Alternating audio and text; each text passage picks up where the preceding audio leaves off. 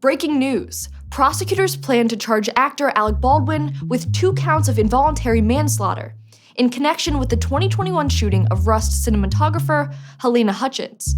The Santa Fe County District Attorney announced the charge during a press conference on Thursday morning. The armorer on set, who was in charge of overseeing weapons used in the film, Hannah Gutierrez-Reed, is also expected to be charged with 2 counts of involuntary manslaughter. The movie's assistant director and safety coordinator, David Halls, who handed the gun to Baldwin, has signed a plea agreement for the charge of negligent use of a deadly weapon. These terms include a suspended sentence and 6 months of probation. This comes after a statement was released by the DA. The statement read, in part, "In keeping with her commitment to pursue justice for all victims and to hold everyone accountable under the law, her office before the end of the month will file criminal charges in the Rust film set shooting."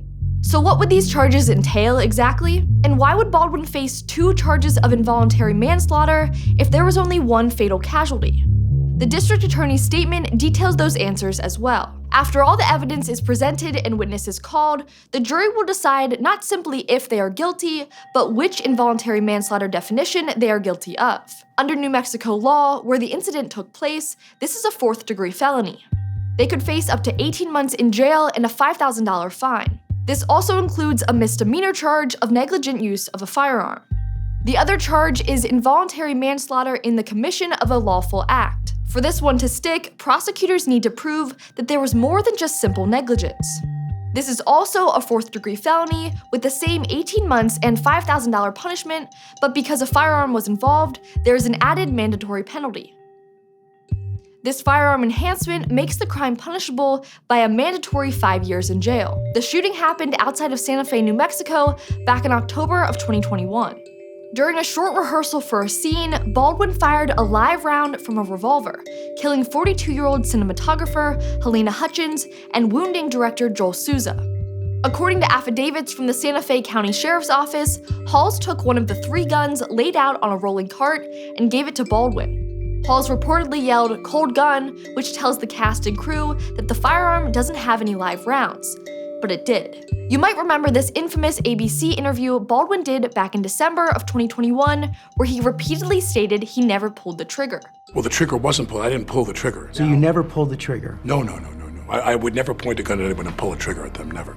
According to the Wall Street Journal, lawyers for Halls and Reed have said that their clients had no idea the gun was loaded with live rounds. They deny any wrongdoing. Since the shooting, authorities have investigated all aspects of the incident, but haven't yet revealed how live ammunition made it onto set in the first place.